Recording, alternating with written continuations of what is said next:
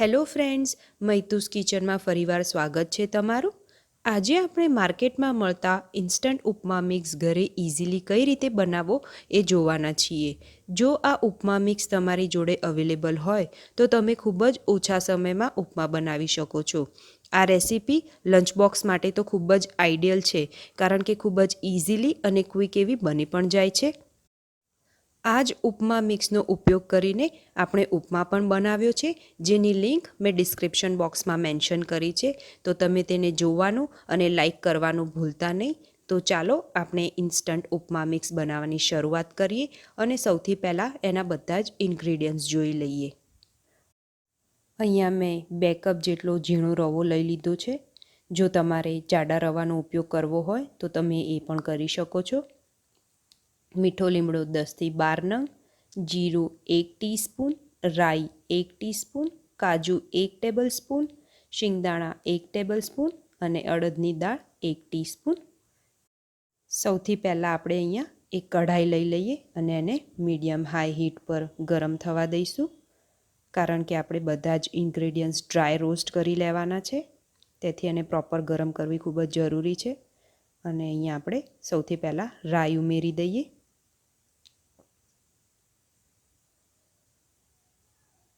રાઈને આપણે proper mix કરતું રહેવાનું છે, જેથી એ પ્રોપર ખીલી જાય।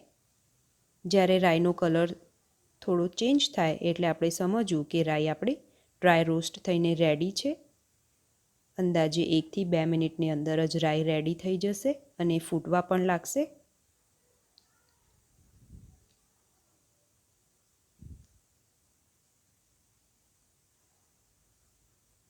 તમે જોઈ શકો છો રાઈ ફૂટવા લાગી છે, એટલે આપણે એને એક બાઉલમાં ટ્રાન્સફર કરી લઈશું।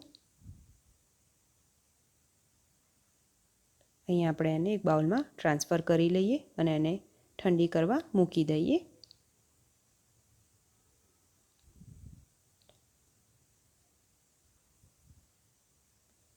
એ જ રીતે આપણે અહીંયા જીરું લઈ લઈશું। જીરું પણ આપણે પ્રોપર શેકી લઈએ। જીરું સરસ એવું લાલ થઈ જાય અને ખીલી જાય એટલે સમજવું કે જીરું પણ આપણું ડ્રાય રોસ્ટ થઈને રેડી છે। સરસ લાલ થઈ ગયું છે આપણું જીરું, એને પણ બાઉલમાં ટ્રાન્સફર કરી લઈશું।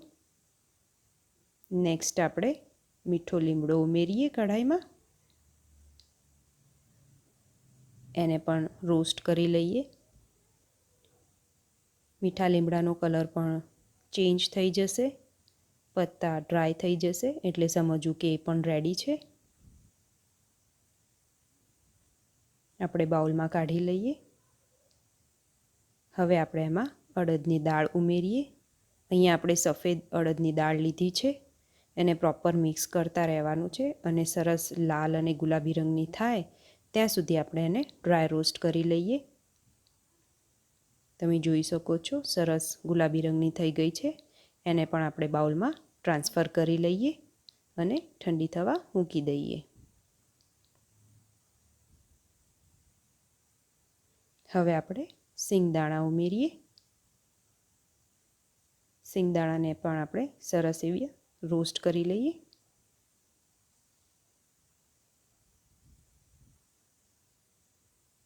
શિંગદાણાનો પણ કલર અહીંયા ચેન્જ થવા લાગ્યો છે, એને પણ આપણે બાઉલમાં ટ્રાન્સફર કરી દઈએ। અને છેલ્લે આપણે એમાં કાજુ ઉમેરીશું। કાજુના ટુકડા આપણે અહીંયા લઈ લીધા છે, એને આપણે ગુલાબી રંગના થાય ત્યાં સુધી રોસ્ટ કરી લઈએ, જેથી એમાં કચાશ ના રહે। તમે જોઈ શકો છો ધીમે ધીમે એ રોસ્ટ થાય છે। હવે આપણે એને એક બાઉલમાં ટ્રાન્સફર કરી લઈએ। છેલ્લે આપણું મેઇન ઇન્ગ્રેડિયન્ટ્સ એટલે કે રવો આપણે શેકી લેવાનો છે। રવાને આપણે ખૂબ જ સરસ ગુલાબી રંગનો થાય ત્યાં સુધી શેકી લઈએ અને રવાને શેકતી વખતે ધ્યાન રાખો કે એને સતત હલાવવાનો છે, જેથી નીચે લાલ ના થઈ જાય। આ પ્રોસેસ ઉપમા મિક્સમાં ખૂબ જ જરૂરી છે। જો તમે એને ડ્રાય રોસ્ટ નહીં કરો તો એ પ્રોપર મિક્સ નહીં થાય અને તમારો ઉપમા ખૂબ જ ચીકણો થશે. આ પ્રોસેસ કરવાથી તમારો ઉપમા ખૂબ જ છૂટો અને સરસ બને છે. તો આપણે રવો સરસ રીતે શેકી લઈએ. અંદાજે 4 થી 5 મિનિટની અંદર આપણો રવો શેકાઈને રેડી થઈ જશે.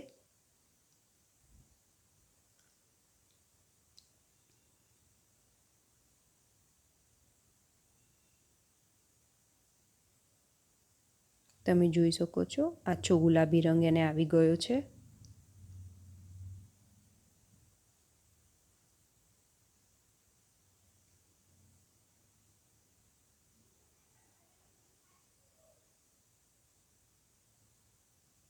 આપણો રવો અહીંયા પ્રોપર થઈ ગયો છે.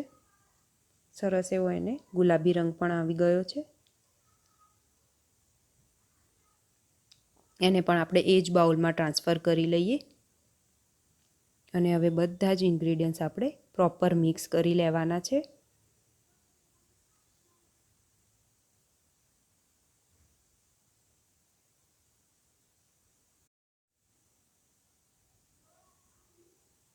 તમે જોઈ શકો છો પ્રોપર આપણે બધું મિક્સ કરી લીધું છે. પ્રપોર્શનમાં પણ બધા જ ઇન્ગ્રીડિયન્ટ સરસ રીતે આવી ગયા છે. હવે આ મિશ્રણ આપણે ઓલમોસ્ટ 2 થી 3 કલાક માટે ઠંડુ થવા દઈશું. પછી જ આપણે એને જારમાં ભરવાનું છે. એને ઠંડુ કરવાની પ્રોસેસ ખૂબ જ જરૂરી છે. જો તમે ઠંડુ નહીં કરો અને તરત જ ડબ્બામાં ભરશો તો એ મિશ્રણમાં ભેજ આવી જશે. તેથી આપણે એને પ્રોપર ઠંડુ થવા દઈએ. તમે જોઈ શકો છો આપણું મિશ્રણ પ્રોપર ઠંડુ થઈ ગયું છે. એને સરસ રીતે ફરીથી મિક્સ કરી લઈએ. હવે આપણું આ મિક્સર જારમાં ભરવા માટે રેડી છે. અહીંયા મેં પ્લાસ્ટિકનું એરટાઇટ કન્ટેનર લીધું છે. આપણે એમાં ટ્રાન્સફર કરી લઈશું. તમે જોઈ શકો છો આપણો ઇન્સ્ટન્ટ ઉપમા મિક્સ રેડી થઈ ગયું છે. આ જ ઇન્સ્ટન્ટ ઉપમા મિક્સનો ઉપયોગ કરીને આપણે ઉપમા પણ બનાવ્યો છે, જેની લિંક મેં ડિસ્ક્રિપ્શન બોક્સમાં મૂકી છે. તે તમે જરૂરથી ચેક કરજો, જેથી તમને ખબર પડે કે આમાંથી ઉપમા બનાવવો ખૂબ જ ઇઝી અને ક્વિક છે. તો આપણો ઇન્સ્ટન્ટ ઉપમા મિક્સ રેડી છે. જો તમને આ રેસીપી ખૂબ જ ગમી હોય તો લાઇકનું બટન પ્રેસ કરવાનું ભૂલતા નહીં અને આવી જ રીતે ઇન્સ્ટન્ટ મિક્સ શીખવા માટે મારી ચેનલને સબસ્ક્રાઈબ કરજો અને બેલ આઇકન પ્રેસ કરવાનું ભૂલતા નહીં, જેથી મારી રેસીપીની વિડીયો તમને સૌથી પહેલાં મળી રહે.